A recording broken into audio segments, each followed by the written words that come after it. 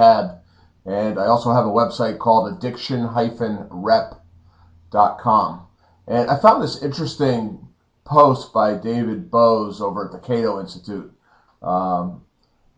It's titled, "Drug Decriminalization Has Failed."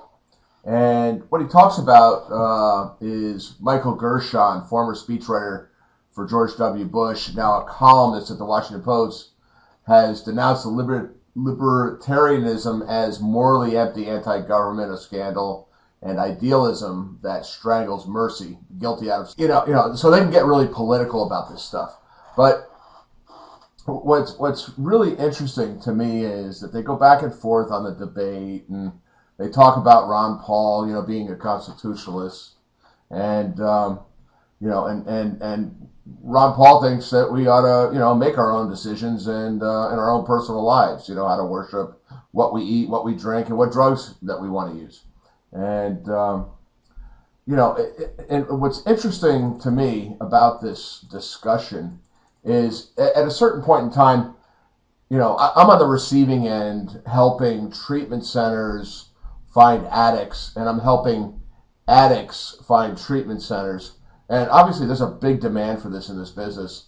And, the demand for drug rehab counselors is going to grow by 21% over the next 10 years. So that means that we've got a problem. So with that said, there is a country in Portugal, called Portugal, that has legalized it, and they've stopped the prohibition. And if you look down here, the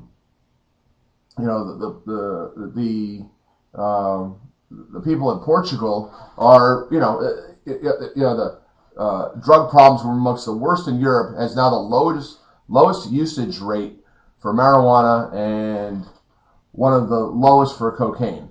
So that's really interesting to me, because if they legalize it and it's going down, then that's a pretty good test market. I'm surprised that we don't test market it in California, let's say, or Florida or Texas, just to see, what happens if it did work. And then, here they state in a recent Cato Institute report, Jeffrey Muron of Harvard University estimates that governments could save $41.3 billion a year if they decriminalize drugs. I mean, those are the facts, or those are the numbers, and I'm just at a loss as to why we don't do that. So anyway, thanks very much for listening. Talk to you soon. Bye-bye.